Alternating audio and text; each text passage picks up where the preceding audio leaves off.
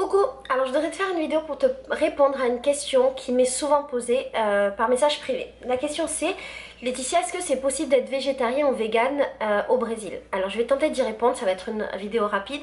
Je vais tenter de te répondre, mais sache que je ne vais te parler que de Rio parce que c'est la seule ville du Brésil que je connaisse. Alors, oui, c'est totalement possible d'être végétarien ou vegan. Alors moi j'avais fait l'Amérique latine avant. Quand j'étais avec Farid, on avait été en Argentine, c'était très difficile d'être végétarien parce que à l'époque, ça remonte à un moment, à l'époque il n'y avait pas vraiment d'initiative et c'était pas quelque chose de normal dans ces pays-là. Mais depuis ça a vachement évolué et en Argentine par exemple, il y a plein d'initiatives maintenant pour manger végétarien ou vegan. Ici à Rio, je sais pas trop comment c'était avant, mais en tout cas, moi, je réussis à survivre sans manger de viande. Quand je suis arrivée, ça me paraissait assez impossible parce que ici, quand on mange dans la rue, quasiment tout est proposé avec de la viande. Quand on va au restaurant, quasiment tout est proposé avec de la viande aussi.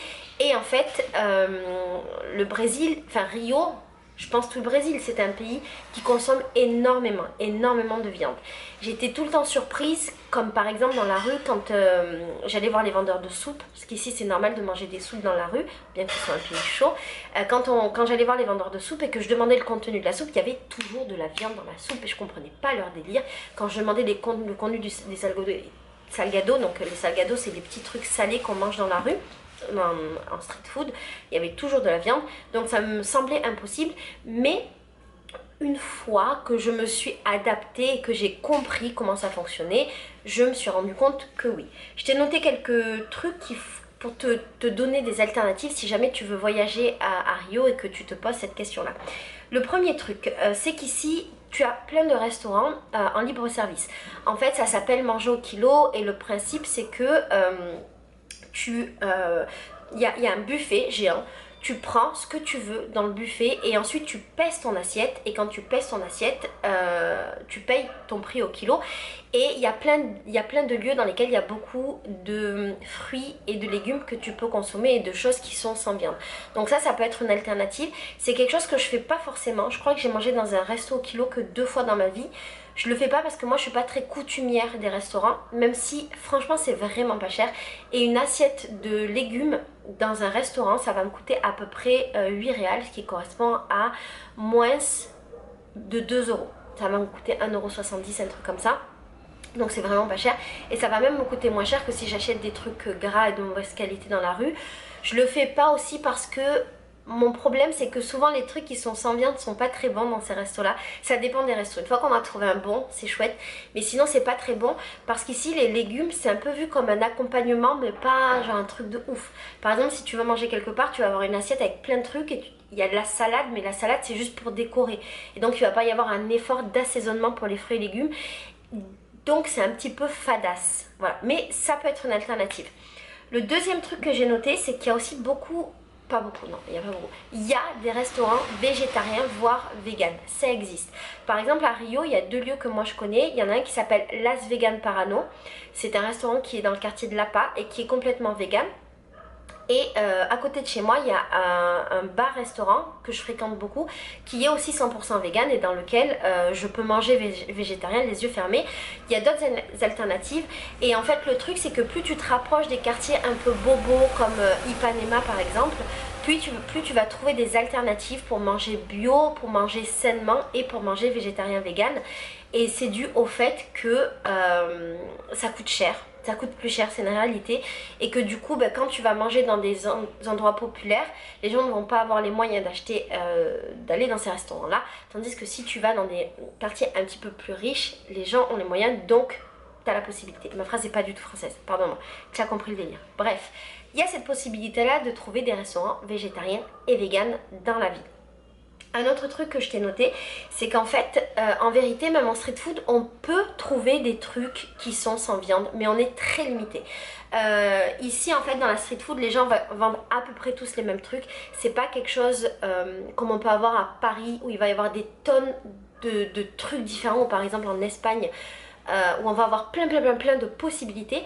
Ici les gens vendent à peu près tous les mêmes trucs et ce qu'ils vendent c'est à peu près tous avec du poulet, du presento, donc du jambon et du bœuf. Il y a quand même beaucoup de choses qui se font avec du fromage, donc du queijo. Il y a les pains de queijo qui sont des pains au fromage que tu vas trouver partout dans la ville, dans le métro, dans les magasins, partout, partout, partout.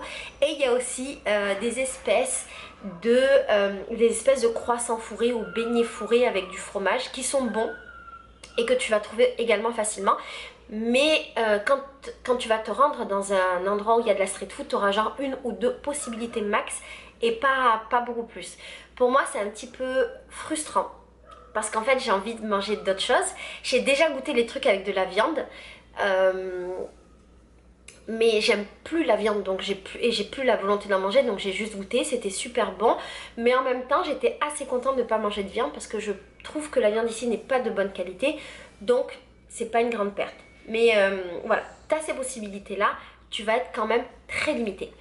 Il y a aussi des endroits où tu peux acheter par exemple que des trucs de frites, où tu peux acheter des pizzas. Il y a beaucoup de pizzerias, il y a beaucoup de pizzerias un peu ambulantes où tu vas acheter des petites pizzas à 5 réals, donc à genre 1 euro. Et donc ça permet d'avoir une alternative, et dans beaucoup aussi d'endroits où on peut acheter justement des salgados, donc dans les petites boutiques de street food, il y a cette option pizza et il existe souvent 1 ou 2 pizzas en version végétarienne, du moins en version sans viande, et de temps en temps il y a une version vegan, donc sans fromage, produits laitiers, beurre et compagnie. Un autre truc que j'ai remarqué aussi ici, c'est que de plus en plus, c'est ce que je vois depuis 1 an, de plus en plus je vois des options végétariennes ou véganes dans les différents endroits où je vais. Par exemple, à Rio, dès qu'il y a une fête, il y a des marchands ambulants qui viennent, alors pas les marchands qui viennent avec leur chariot, mais il y a comme des stands en fait de petits marchés qui se mettent autour de la fête, autour de la samba ou pour des événements. Et en fait là, dans la plupart des endroits, notamment les gens qui font des hamburgers, il y a un hamburger végétarien voire vegan. Je trouve ça génial. Dans les feijoada par exemple aussi, la feijoada c'est genre le plat principal ici et c'est un plat avec de la viande de base. Il y a une option feijoada végétarienne.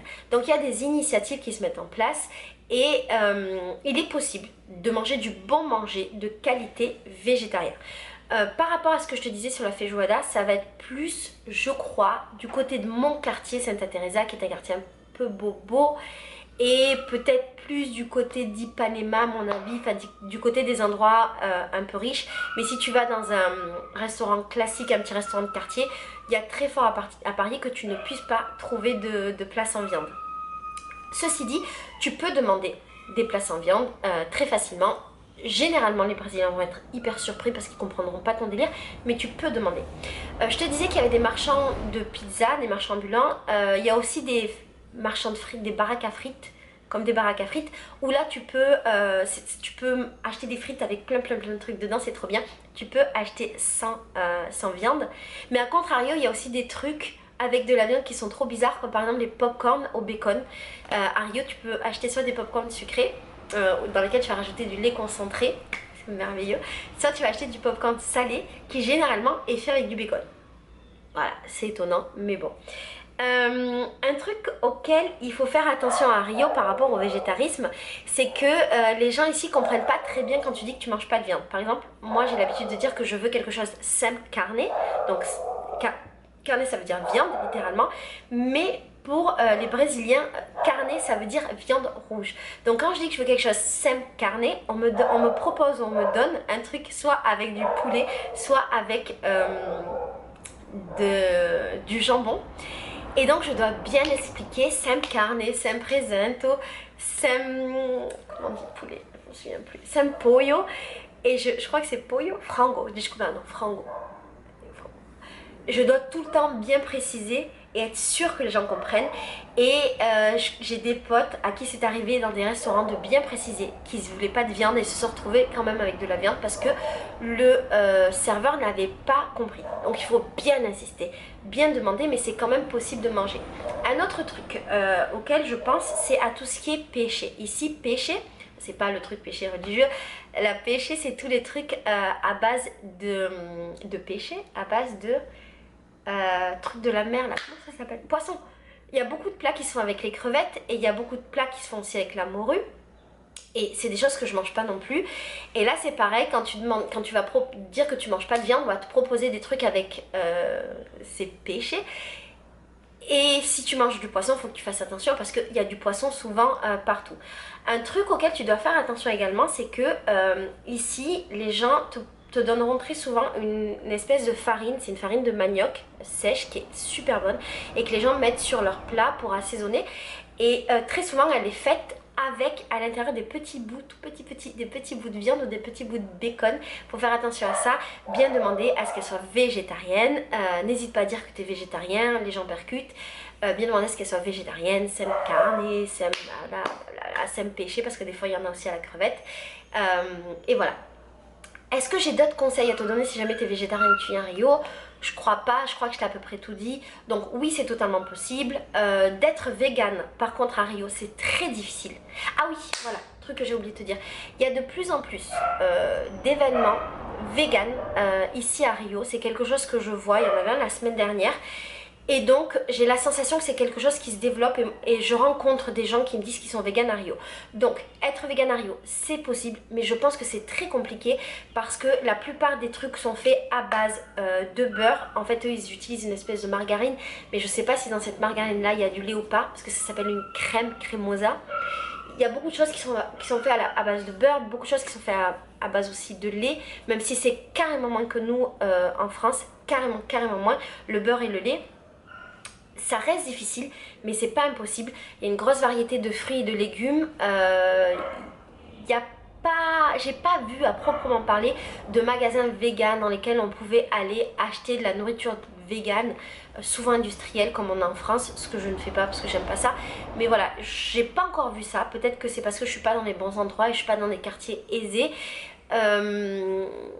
Donc c'est pas développé comme nous, mais ça existe et c'est possible. Voilà, je crois que je t'ai tout dit. Si jamais il y a des personnes qui sont ici à Rio ou au Brésil qui ont des informations complémentaires à ajouter à cette vidéo, surtout n'hésitez pas. Ça pourrait être vachement chouette qu'on partage les petits plans sur le végétarisme ici. Et voilà, c'est tout en fait. C'était une petite vidéo juste pour t'expliquer ça. Je t'embrasse très fort. Ciao.